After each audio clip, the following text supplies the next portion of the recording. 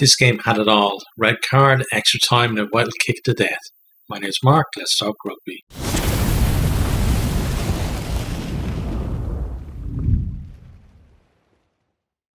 Montpellier picked a strong side for this one, an indication that they were going to give this their best shot. Right to start though, they lose Pega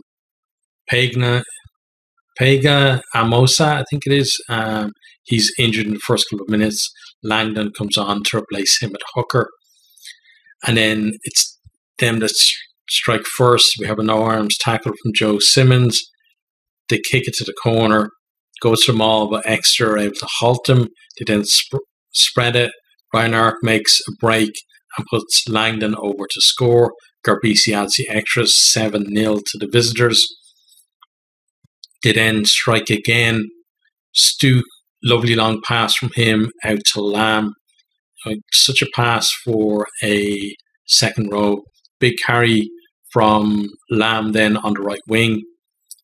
Then they put it through the hands and out to the left wing. Rates goes over in the corner. This time the such line conversion is missed. 12-0. And I'm thinking at that stage, Exeter really need to find something because it's been all Montpellier so far. Dukawaka, early on he's rampaging with his carries, bowling Chiefs players over like skittles. Exeter, though, they do finally get some ball. They win a penalty as Montpellier are offside. It's in front of the post, but they decide, no, we're going to the corner. They set them all. It gets halted by Montpellier, but Thomas is pinged for lifting a leg in the maul. So Chiefs go back to the corner. Montpellier turn them over. They clear, but Exeter aren't done. Finally get themselves on the board. We have some good carries from Street and Gray as they work their way close, and then CO is able to get over. It's converted by Joe Simmons. We're at 12-7. Exeter then, they're settling into the game, win a penalty at the breakdown, go to the corner once more. Maul's brought down illegally under a penalty to them. They tap and go with this one, win another penalty. Then Dakuwaka gets a yellow card. From there, then Sam Simmons is able to power his way over to score. We have a TMO check because from the original angle that we see the try, it looks like Garbisi gets his hand under the ball, and it's not clear whether Simmons actually managed to ground it or not. But then we do see the angle from the back that shows that clearly he has grounded it. It's converted for 14-12. Exeter hit the front. Montpellier then, they get themselves back into the Exeter 22. There's some good carries from the likes of Van Rensburg, who had a great game for them. And it feels like a big moment now. Slade makes a deliberate knock on. He gets himself a yellow. No attempts to catch the ball. Montpellier had players out wide, but there was cover coming across, so it's not a penalty try. Garbisi splits the post from the tee. We're at 15-14. Montpellier back in front, and that's our halftime score. Into the second half then, Montpellier, they managed to go over in the corner right at the start of the half. Sir Fontaine goes through a gap. They put it through the hands, then Mercer goes over in the corner.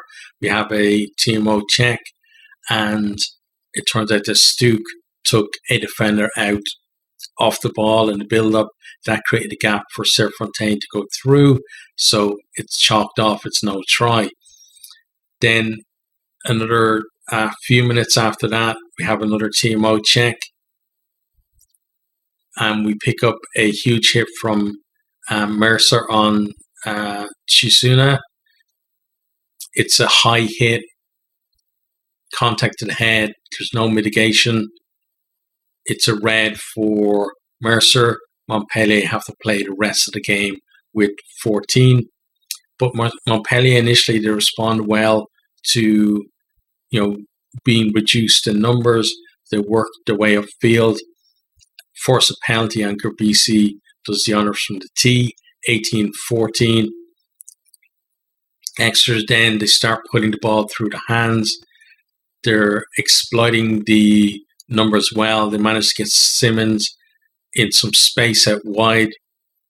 He finds Watt on his inside, who steps a couple of defenders and goes over to score. The conversion is missed. It's 19-18. Exeter have edged themselves in front. Such a seesaw game, this one. You think one team is in control and then the other team responds. It was just such great watching. So if you haven't seen the highlights, I'd even recommend watching just a full game again. But Exeter then, they win themselves a scrum penalty to kick that to the corner. They go for pick and goes, get themselves close to the line, and then Isefa Scott goes over to score. Joe Simmons converts and puts them more than a score ahead for the first time in the game, 26-18. Montpellier then, they win a penalty.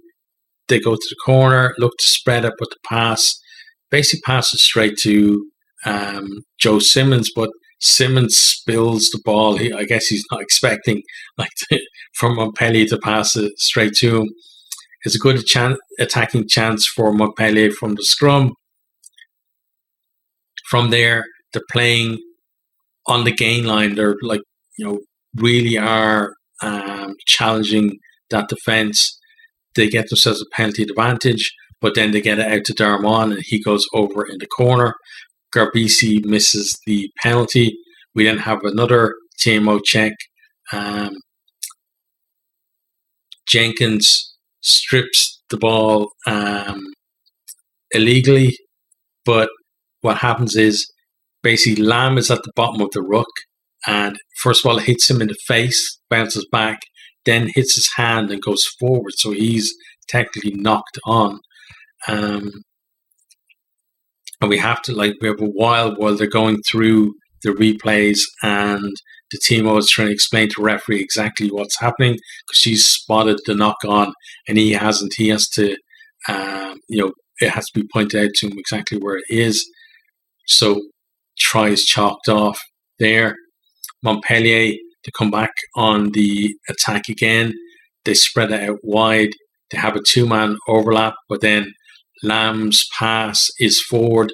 In fairness, the edge, I don't know who was on the edge of the Exeter defense, but basically they made themselves big and put their arms up to make the pass difficult for him. But if the pass had it been straight and gone to hand, it was a definite try. But again, another try chalked off for Montpellier. This one then, they come back on the attack again and they put it through the hands once more. There was some really good drawn pass to fix the defence. They get it out to Noshi, who goes over in the corner. It was some really good play by them. There was no real way for the Exeter defence to drift because they're playing right on the line. Each player drew, the defender and passed out, and they just had to bite in on that, and then they got the extra man on the outside. Really good play for that. Gerbisi misses the conversion. We're at 26-23. Exeter on the attack. They're looking to close the game out, and they have a 2-on-1 out wide. Carbonell sticks his hand out. Exeter looking for a deliberate knock on, but basically what he did was he stuck his hand out and knocked it up in the air, but then the ball goes over the sideline, but he regathers it, so he didn't actually knock on, so there can't be a deliberate knock on there. Montpellier then win it back at the line out, and they edge themselves towards halfway. They're looking for a chance, at a drop goal or a try or just something to salvage the game at this point. We have a lovely step then from Garbisi, allows them to get to just outside the 22. They go through 22 phases. Ewers then dislodges the ball in the tackle. Sean O'Brien picks it up and he runs forward with it. The clock is already in the red. He gets isolated and it's a penalty to Montpellier. Then Garbisi is arguing with the referee, saying that he doesn't want to kick to the post, but the referee is saying the tee is already on. Obviously, the coaches have decided to send the tee on to basically make him take the kick. He's not very happy with that, and he was still complaining about it when we're in extra time as well. But he decides to take the kick, and it's a really good strike from him, and just about creeps over the bar. 26 all, and we're into extra time. At the start of extra time, then Lamb gets himself over the ball, wins a penalty. Montpellier decide to go to the corner from that. Exeter though managed to turn them over and they kick clear. Stuke then gets pinged for offside, but Exeter mistouch from the penalty. Exeter now, pinning a very tired Montpellier side in their own half, but they can't get a score. Into the second half then of extra time, Montpellier get themselves a penalty. Carbonell goes for the post from long range, but it drops just under the bar. Still 26 all. And at this stage, if it stays the same, Exeter are going to go through on tries scored. So Montpellier have to find some kind of score from somewhere. They get some big carries going, commit the Exeter forwards, then they spread it out to Carbonell, who goes over to score. Garbisi converts 33-26. Now it's Exeter who are under pressure to score. They need to score compared to try to get back level, and then they would win the game. But as the time ticks down, it's actually Montpellier who are looking to score, and they're looking completely re-energized now after that try. But Exeter managed to get themselves over the ball. They win a penalty. Slade, an amazing kick from him, boots it miles down up the line. They come forward. You have good carries from Sam Simmons, Cairns and Wyatt involved as well. Get themselves into 22. They're 10 metres out. They get penalty advantage. More big carries from there. And then Yendel crashes over 20 phases after they start the move. Then it comes down to the conversion. Simmons puts it over. It's 33 all. Time is up and Exeter go through because of tries scored. What a game that was. Excitement from start to finish and a great advertisement for this competition.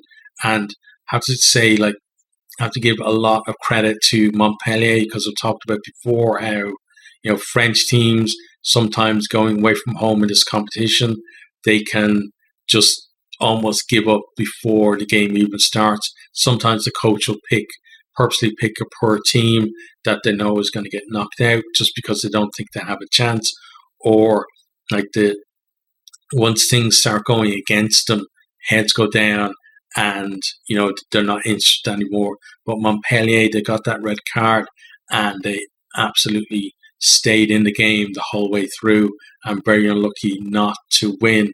Okay, so let's have a look at the stats from the game. Possession 56% to Exeter, 44 Montpellier. Territory 55% to 45. Tries 5-4. What an important statistic that turned out to be. In the end, that extra try sealing Exeter's progress. Defenders beaten 30-32. It just was a crazy game, including the extra time. I don't know how the Montpellier players did it. They looked absolutely out on their feet, but put in such an amazing effort. Tackles made 214 from Exeter, 246 from Montpellier. The lineout was 93% for Exeter, 94% for Montpellier. Really good numbers there for both of them. And then penalties conceded, 17 from Exeter and 14 from Montpellier. Okay, so in terms of the two teams then, like Montpellier, they almost did it. I thought they had it when they went ahead in extra time, and what an effort from them with 14 men. Exeter, at one point, they looked certain to win it when they were leading with a man up towards the end of the 80. Then they looked dead and buried when they went behind in extra time, but they dug deep and produced that try. They now welcome the Stormers in the quarterfinal, and that should be another brilliant clash.